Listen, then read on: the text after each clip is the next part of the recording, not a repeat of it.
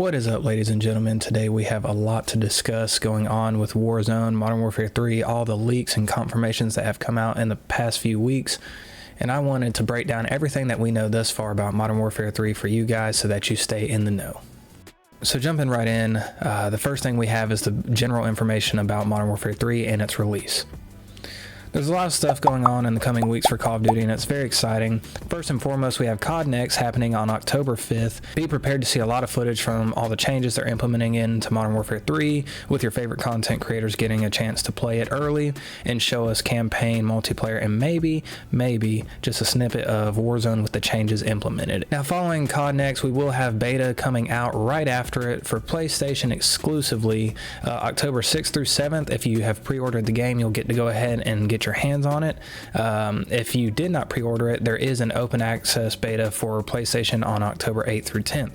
Jumping over to my Xbox and PC players, if you pre-ordered the game, you will get early access October 12th through 13th, and then there will be an open beta for every platform, including PlayStation, Xbox, and PC on October 14th through 16th. So don't forget to mark your calendars, guys.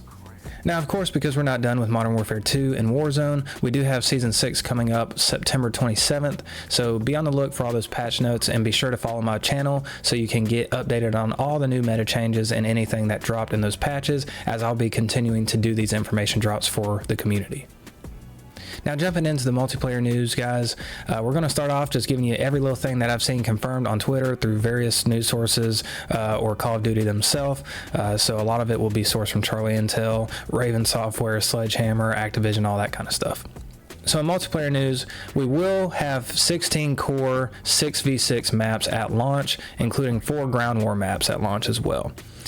I'm not sure if these are 4 ground war maps that are just extended from the core maps themselves, or if they are completely their own distinct map away from the 16 core maps. These 16 core maps are supposed to be the throwback Modern Warfare 2 maps, so, you know, not necessarily brand new, but they do have changes and tweaks to them, and a lot of people may not have gotten to experience those maps in their final glory.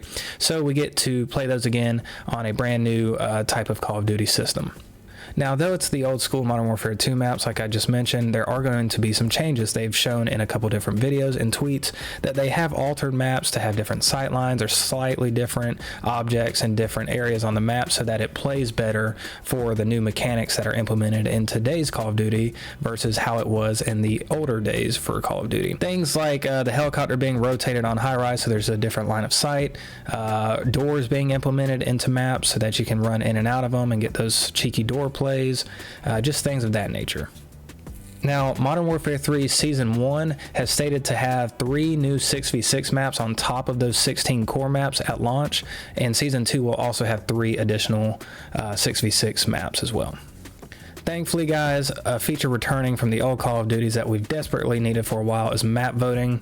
So if you guys are just, you know, hating playing one of the new maps, or one of the maps is just not a great time for you guys, instead of having to leave the lobby, you can just vote to play one of the other maps. If you've ever played any of the old Call of Duty games, you know exactly what I'm talking about. You can dodge maps like the dreaded border crossing and whatnot and not have to go through that terror. Now, it does appear that so far all we've heard about ground war is that there is 4 ground war maps, and then there is a return of the war mode with 1 map. So, you know, if you guys are big fans of ground war and war mode, that is coming back. I'm not sure if they plan to add more maps to that. That's all we know so far. Your standard modes will be implemented in the game at launch, like TDM, Domination, Kill Confirmed, Hardpoint, etc.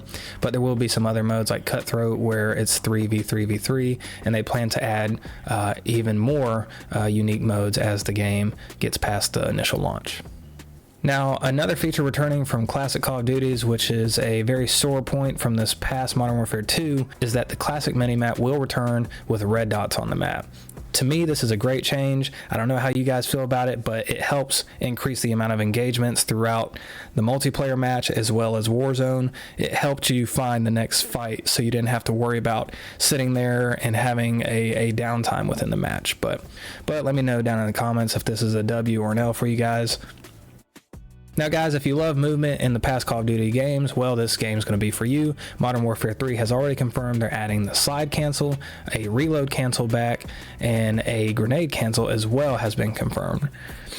Alongside with all these cancel mechanics, you have faster mantling, mantle while sprinting, fire immediately after sliding, ADS while sliding, increased tack sprint durations, increased strafe speeds and ADS movement, tack sprint recharges while sprinting. Now all of this sounds really good if you love the movement and love outplaying people. It does create quite a big skill gap in some ways, especially if you're adding all these movements together at one time, coming from a game like Modern Warfare 2. On top of these movement changes, we will have 150 health instead of just the base 100. So it will be a longer TTK, allowing you to outplay your opponent with movement and still having to hit more shots so that they just don't fall over in 2-3 shots like this previous Call of Duty. So if you like movement, huge W. If you don't, guys, at least you know this ahead of time so you can start trying to prepare for it mentally and just know that this is going to be a Call of Duty you may have to practice a little more for if you weren't used to all the movement beforehand. So keep in mind that a lot of this movement changes may only happen when you are wearing certain perks, certain gear. From my understanding, they are replacing the perks with gear such as boots, gloves, things of that nature. So, you know, some of those faster movements may be dependent upon how you adjust your loadout. Speaking of perks, unlike Modern Warfare 2, in Modern Warfare 3, all your perks will activate from the start of the match. You don't have to wait on them to activate. So that third perk that always had to charge up or whatever you want to call it, you don't have to worry about that anymore. It starts from the start of the match. Now, a lot of people have asked about the weapons and how it's going to happen where Modern Warfare 2 weapons port over to Modern Warfare 3. They've stated that multiplayer will have the most weapons at launch ever for a Call of Duty game. I'm assuming they're including the Modern Warfare 2 guns in that count. All Modern Warfare 2 weapons will be available to use with their current level status maintained from the previous title. So if you've already leveled that AK up, don't worry, you don't have to re-level it up. There will be a full new arsenal of weapons as well, exclusive to Modern Warfare 3, including weapons like the ACR, UMP, Scorpion, etc., etc.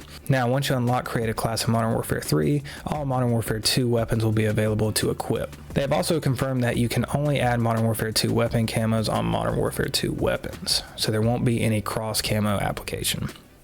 Jumping over to Warzone news, all the changes that we just mentioned for multiplayer are supposed to be ported over to Warzone come December, along with a new map. Everybody thought the new Warzone map was supposed to be a desert terrain. However, it sounds like from additional tweets and information, it's apparently much more grassy and mixed terrain, similar to Verdansk.